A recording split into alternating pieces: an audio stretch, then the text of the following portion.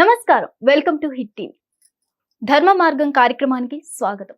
ఈ రోజు మనతో పాటు ఒక ఆధ్యాత్మిక వ్యక్తి, ప్రొఫెషనల్ ముల్లపూడి సత్యనారాయణ మూర్తి గారు ఉన్నారు. వారితో మాట్లాడి మరిన్ని విషయాలు తెలుసుకుందాం. నమస్తే గురు. నమస్కారం మాషమా. ఎలా ఉన్నారు? బాగున్నానమ్మా. గురువు గారు, ఇప్పుడు చాలా మంది పుణ్యక్షేత్రాలకి వెళ్తుంటారు. ఆ దారిలోనే రిటర్న్ వచ్చేటప్పుడు చనిపోతుంటారు. దేవుడి దగ్గరికే కదా వెళ్ళి వస్తున్నారు. ఎందుకు ఆ చావు? దేవుడు అంటే ఏంటి డెఫినేషన్ ఇలా తెలియదు కాబట్టి చావు యాక్సిడెంట్లు అవుతాయి. ఓకే. దేవుడు అంటే విగ్రహం అనుకొని వెళ్తారు వీళ్ళు. ఓకే. దేవుడు అంటే విగ్రహం కాదమ్మా. దేవుడు గుళ్ళో ఉండడమ్మా. దేవుడు అణువణువులోనూ ఉంటాడు. God exist in every atom. అణువణువులో ఉంటాడని వేదాలు, శాస్త్రాలు, ఖురాన్లో, బైబిల్లో, అన్ని మత గ్రంథాల్లో చెప్పబడి ఉన్నాయి. గాడ్కి డెఫినేషన్ ఏంటంటే ఆల్ పెర్వేడింగ్, సర్వవ్యాపకుడు. విష్ణు సహస్రంలో విష్ణు విష్ణు జిష్ణుర్వ షట్కారు అనగానే విష్ణు విష్ణు విష్ణు అబ్బా 2 గెదలతో నేను అనుకునేవాడిని. 4 చేతులు 2 గెదలు పట్టుకొని అబ్బా నా విష్ణు ఎంత అందంగా ఉన్నాడు అని పెయింటర్ వేసిన అందాన్ని చూసి చాలా మురిసిపోయేవాడిని. నాకు విష్ణుమూర్తే కావాలా, నాకు విష్ణుమూర్తే కావాలా, శివుడొద్దు, ఐ డోంట్ వాంట్ శివ అనేవాడిని. అక్కడ విష్ణు అంటే అర్థం ఏమిటంటే సర్వత్రా వ్యాపించి ఉన్నవాడు దేవుడు ఒక్కడే. Power, energy. తర్వాత ఈ యొక్క ఆల్ పర్వాడింగ్, ఆల్ పవర్ఫుల్, అత్యంత శక్తివంతుడు దేవుడు. తర్వాత ఓమ్నిసెంట్, ఓమ్ని పొటెంట్, ఓమ్ని ప్రజెంట్. ఇది భగవంతుడు అంటే. అంటే మన బాత్రూంలో ఉంటాడు దేవుడు, మన బెడ్రూమ్లో ఉంటాడు దేవుడు, మన పూజా రూమ్లో ఉంటాడు. ఎక్కడ పడితే అక్కడ అణువులోనూ ఉంటాడు. కాకపోతే మనం ఒక భావన పెట్టుకొని మనం కాన్సన్ట్రేట్ చేయాలి కాబట్టి ఒక పూజా గదిని పెట్టుకొని అక్కడ మనం పూజ చేస్తాం. ఇంకా ఎక్స్పాండ్ చేయడం కోసం, ఐక్యత కోసం అని చెప్పేసి దేవాలయాలు అనేవి కట్టారు, చర్చిలు అనేటటువంటి కట్టారు, మసీదులు అనేవి కట్టారు. అందరూ ఐక్యంగా ఉండండి, అక్కడికి వస్తారు, ఒకళ్ళొకళ్ళు చక్క అప్పులు ఇచ్చుకోవచ్చు, ఒకళ్ళొకళ్ళు పరిచయాలు చేసుకుని. ఇప్పుడు జరిగేది అదే. దేవాలయాలకు ఒకళ్ళొకళ్ళు ఫ్రెండ్షిప్ చేసుకోవడానికి వెళ్తాను. నేను దేవుడి కోసం వెళ్తున్నాను, నేను దేవుడి కోసం వెళ్తున్నాను. స్వామి దేవుడా 100 రూపాయలు నీకు, నువ్వు నాకు కనుక 1 కోటి రూపాయలు, నాకు ఒక టెండర్ రావాలా 100 కోట్లు, అది వచ్చేస్తే నేను నీ దర్శనం ఇస్తాను, నేను నీకు వీడిస్తాడట దర్శనం దేవుడికి, నీకు కొబ్బరికే కొడతాను అంటున్నాడు. అంటే ఏంటి? వీడు ఎవడసలు దేవుడు ఏమన్నా వచ్చి అడిగాడా, రే బాబు నువ్వు నా దర్శనం చేసుకో అని అడిగాడా? ఏమన్నా బాండ్ పేపర్ మీద రాసిచ్చాడా, నేను నీకు ఇవన్నీ ఇస్తాను, కోరికలు ఇస్తాను, కొబ్బరికాయ కొట్టిస్తాను అంటే? నో.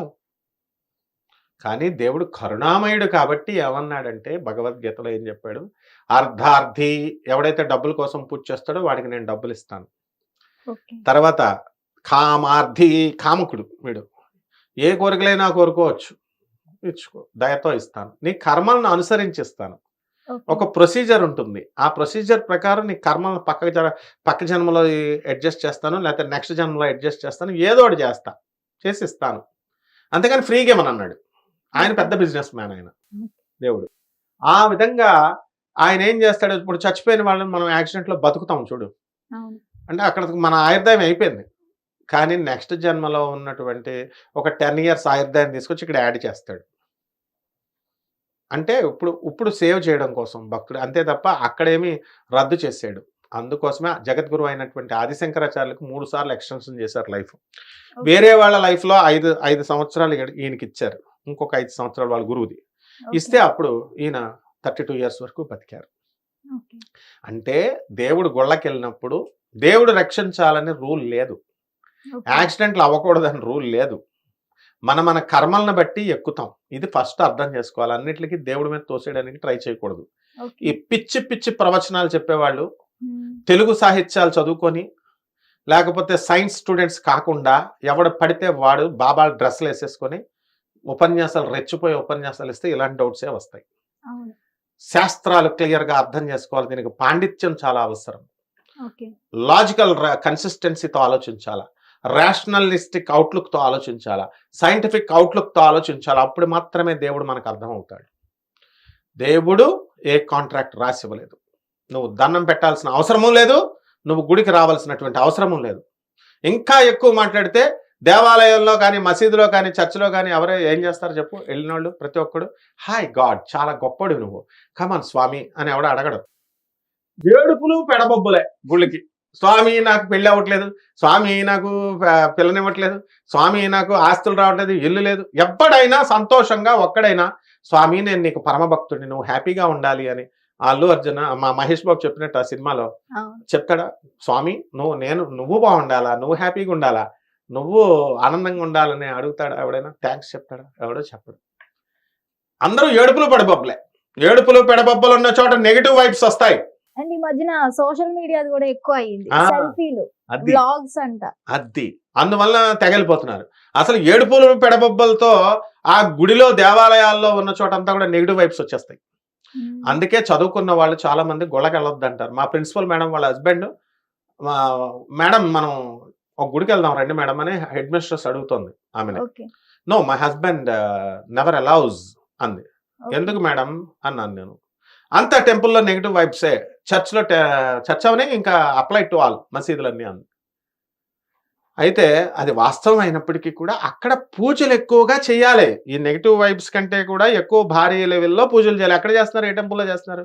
ఇప్పుడు ఏ టెంపుల్ చూసినా సరే ఈ యొక్క గోత్రనామాలే సరిపోతుంది. ఆ కమిటీ మెంబర్ల గోత్రాలు ఇంత, దేవుడికి చదివేది పూజ ఇంత. అవును. ఏదో ఒక పూట ఏదో వచ్చామా ఆన్ డ్యూటీ, పాపం పంతులు బతకాలి, బక్కోడు ఏం చేస్తాడు? ఓ పూజ చేస్తాడు. మధ్యాహ్నం 11 o'clockకి క్లోజ్డ్ దుబే అంటాడు. మనం రెస్ట్ తీసుకోవాలి కదా ఆయన. అవును. మనం చాలా సార్లు ఏంటి 11 o'clock వెళ్తే తలుపులు వేసేస్తారు. ఏంటారు మా అమ్మవారిని చూడడానికి వస్తే తలుపులు వేస్తారు అనుకునేవాడు. మళ్ళీ సాయంత్రం గవర్నమెంట్ డ్యూటీ టైం లాగా ఆయన టైం అనుకుంటుంది పాపం. 5కి ఓపెన్ చేస్తాడు. 7:30 పూజ, మధ్యలో దర్శనాలు అనుకో క్లోజ్డ్. కొన్ని స్వయంభూ టెంపుల్ అయితే కలెక్షన్ కోసం ఓపెన్. ఇలా ఉన్న టెంపుల్స్లో నీకు పూజ ఎక్కువ ఎలా సబ్సైడ్ చేస్తుంది? పూజలు, హోమాలు ఇవి అంటారు. They are collecting money. ఇప్పుడు హోమాలన్నీ కమర్షియల్ వాల్యూస్ ఆర్ ఇంక్లూడెడ్. కమర్షియల్గా ఉన్నప్పుడు నీకు sanctity, it disturbs the sanctity, it disturbs the piousness. కాబట్టి లేరని కాదు, భక్తులు మంచివాళ్ళు ఉంటారు. 5% వాళ్ళు మంచివాళ్ళు ఉంటారు. వాళ్ళ వల్ల పాజిటివ్ వైబ్స్ వస్తాయి. దేవాలయాల్లో కూడా మంచి పూజారులు ఉన్నారు. వాళ్ళు కూడా దేవాలయాల్లో పూజలు చేయడం వల్ల ఎక్కువగా అధికంగా ఆన్ డ్యూటీ అని కాకుండా మామూలుగా ప్రేమతో చేస్తారు. కాబట్టి వాళ్ళకి ఆ పవర్ ఈ నెగిటివ్ సప్రెషన్ చేస్తుంది, పాజిటివ్ వైబ్స్ వస్తాయి. కాబట్టి ఇవన్నీ తెలియాలి ఫస్ట్. మరి నెగిటివ్ వైబ్స్ వీళ్ళు వెళ్తున్నారు, మళ్ళీ మనం వెళ్ళే కారులో, మనం వెళ్ళే జీపులో కుజదోషాల వాళ్ళు ఉంటారు. కుజదోషాలు వాడి దరిద్ర కూడా జాతకాలు ఉంటాయి కొన్ని. వాడి వల్ల మొత్తం పోతాం. యాక్సిడెంట్ అవ్వాలని ఉంది వాడికి, వాడి బండి ఎక్కాం, వాడి పోతూ మనల్ని కూడా మనం ఎక్కాం కాబట్టి మనకు కూడా కొట్టేస్తాడు. అలా నా కాలు కూడా ఇరిగిపోయింది తల్లి. అలా కుజదోషం వాడు అని నాకు తెలుసు. December 3rd అన్నాను. December 3rd మొత్తం ఇరిగిపోయింది నా కాలు. I have no leg now. But Lord Krishna had given me the leg again. Understand? Fracture అయింది, హెయిర్ లైన్ ఫ్రాక్చర్. నిజంగా కాల్ లేదనుకుంటారు ప్రేక్షకులు. హెయిర్ లైన్ ఫ్రాక్చర్ అయిపోయింది. 3 months బెడ్ రెస్ట్. సో ఆ విధంగా మనకి ఈ యొక్క దేవాలయాలకి దేవుడి దర్శనానికి వెళ్ళినా దానికి మళ్ళీ వచ్చేటప్పుడు యాక్సిడెంట్లు అయినా దేవుడికి సంబంధం లేదు. దేవుడు రక్షించాల్సిన అవసరం కూడా లేదు. మన యొక్క కర్మలను బట్టే కృష్ణుడు ఇస్తాడు. ఆయన సొంత కొడుకు ప్రద్యుమ్నుడే చచ్చిపోతుంటే కూడా కృష్ణుడు ఆయన సొంత భార్య రుక్మిణికి చెప్పలేదు. ఆయన సొంత కొడుక్కే చెప్పలేదు, అరే నువ్వు చచ్చిపోతావు, యుద్ధానికి వెళ్ళొద్దు అని చెప్పలా. నువ్వు వెళ్ళరా బాబు అన్నాడు. యు ఫైట్, దట్స్ ఆల్ అన్నాడు. చంపేసి చచ్చిపోయి వచ్చిన తర్వాత అందరూ ఏడుస్తుంటే ఇలా ఉంటాడు సైలెంట్గా, తిడుతుంటే ఇలా సైలెంట్గా ఉంటాడు. That is the nature of God. అభిమన్యుడిని యుద్ధానికి వెళ్ళా అన్నాడు. అలా సొంత చెల్లి కొడుకు మేనల్లుడిని చంపేస్తాడని చెల్లికి చెప్పలేదు, వాడికి చెప్పలేదు. మనోడు హీరోలాగా నా వెనకాల కృష్ణుడు, నేను అలాగే రెచ్చిపోతూ ఉంటాను అనమాట. మా వెనకాల కృష్ణుడు ఉన్నాడని రెచ్చిపోయి ఇంటర్వ్యూస్ ఇస్తా ఉంటా. అప్పుడు కృష్ణుడు వస్తాడు అనుకుంటాం, సరైన టైంలో హ్యాండ్ ఇచ్చేస్తాడు కృష్ణుడు, ఇలా నుంచి ఉంటాడు. ఆయన ఏం చేశాడు, అభిమన్యుడిని వదిలేశాడు. ఇలాగా వదిలేస్తే చచ్చిపోయాడు. అయితే కృష్ణుడు వదిలేస్తాడా అని అడగొచ్చు. నా కృష్ణుడు వదలడు. ఆయన కర్మనంతా గుర్తిస్తాడు. గుర్తించి చంద్రలోకం ట్రాన్స్ఫర్ చేశాడు అభిమన్యుడిని. ప్రమోషన్ ఇస్తాడు అనమాట. అలాగే ఈయనకి ప్రద్యుమ్నుడిని రక్షించి మళ్ళీ జీవితాన్ని ఇచ్చి చక్రవర్తిని చేసి పారేశాడు. దత్తాత్రేయుడు కార్తవీర్యార్జునుడి వికలాంగుడిని తీసుకొచ్చి ఆయన కాళ్ళు పట్టుకున్నందుకు భిక్షగాడైనటువంటి కార్తవీర్యార్జునుడిని చక్రవర్తిని చేసి పారేశాడు. మనకు చదివే సరిగ్గా రాదు అంటే మార్కులు వచ్చాయనుకో ర్యాంకర్ని కానీ చక్కగా మనం మాట్లాడగలుగుతున్నాం కదా, ఆన్సర్లు చెప్పగలుగుతున్నాం కదా. ఇదంతా కృష్ణుడి దయ అనుకోవాలి. We should be humble, polite and thirst ఉండాలి. ప్రజలకి చెప్పాలి, దేవుడికి సనాతన ధర్మం గురించి చెప్పాలి.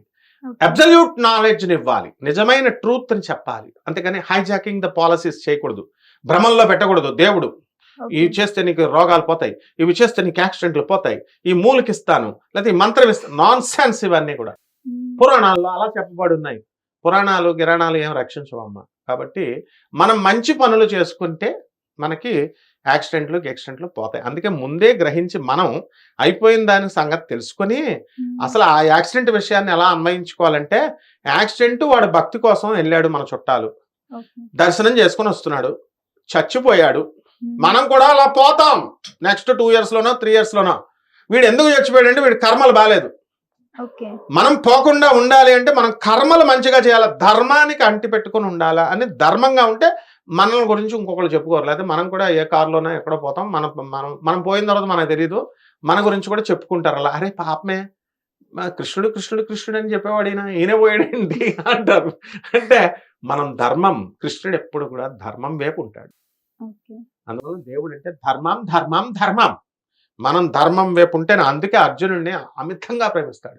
విపరీతమైన పక్షవాతంతో ఉంటాడు. పక్షవాతం కదా, పక్షపాతంతో ఉంటాడు. కాబట్టి మనం కూడా అర్జునుడి కంటే ఎక్కువ ప్రేమించడానికి మనకు కూడా కృష్ణుడు ఇస్ రెడీ మనల్ని కూడా. కానీ మనం రెడీగా లేమే ధర్మం చేయడానికి. కాబట్టి చక్కగా మనం ధర్మ మార్గాన్న మనం ఆ ఇన్సిడెంట్ని ఇలా చూడాలి. దేవుడు ఎందుకు రక్షించలేదు కాదు, వాళ్ళని చంపేయడం ద్వారా, వాళ్ళ కర్మల ద్వారా. మీ కర్మలు చెడుగా ఉంటే నువ్వు దేవాలయానికి వచ్చినా ఎక్కడికి వచ్చినా నేను ఇంటర్ఫియర్ కాను. కాబట్టి మిగతా ప్రజలంతా, బతుకున్న ప్రజలు నోరు మూసుకొని నేర్చుకోండి వాళ్ళని చూసి. మీరు కూడా అలాగే పోతారు నా దగ్గరికి వచ్చినా. నేను ఇంటర్వ్యూన్ నిరంజనుడు, నేను ఏ విషయంలో కలగజేసుకోను. నాకు ఎవరి మీద పక్షపాతం ఉండదు, నేను ఎవరికి ఫ్రెండ్ని కాదు, నేను ఎవరికి శత్రువుని కాదు. అందరిని దోమని మనిషిని కూడా సమానంగా చూస్తారన్నాడు. అందుకే రాక్షసులకి వరాలు ఇచ్చాడు శివుడి రూపంలో, దేవతలకి వరాలు ఇచ్చాడు కృష్ణుడి రూపంలో. కాబట్టి మనకు తెలుసుకోవడం కోసం చెప్పాడు. ఏమని చెప్పాడంటే, నువ్వు ధర్మబద్ధంగా ఉండు, లేకపోతే ఆఫ్టర్ 3 years నీకు కూడా యాక్సిడెంట్ అయిపోతుంది, బీ కేర్ఫుల్ అన్నాడు. అది చెప్పడం కోసం. భగవద్గీత కృష్ణుడు అర్జునుడికి ఒక్కడికే బోధించినట్టు ఉంటది. అర్జునుడికి ఒక్కడికే ఎందుకు? అర్జునుడికి బోధించడం కాదు, అర్జునుడు వంక పెట్టుకొని మనుషులందరూ నేర్చుకుంటారా బాబు, మీరంతా నాలెడ్జ్ని ఇస్తున్నాను అని చెప్పడం కోసం. అందుకని ఇలా నేర్చుకోవాలమ్మా. Not by criticising the God, by understanding the laws of God, by understanding the laws of creation. One should change his attitude. అప్పుడు మనకి యాక్సిడెంట్లు కావు. అప్పుడు దేవుడు ఇంటర్వ్యూన్ అవుతాడు, లేకపోతే ఇంటర్ఫియర్ కాడు. ఎన్ని యాక్సిడెంట్లు అయినా, ఎంతమంది చచ్చిపోయినా అలా చూస్తా ఉంటాడు పైనుంచి. థ్యాంక్ యూ గురువు గారు, చాలా థ్యాంక్ యూ చక్కగా అమ్మా. వివరించారు. థ్యాంక్ యూ అమ్మా.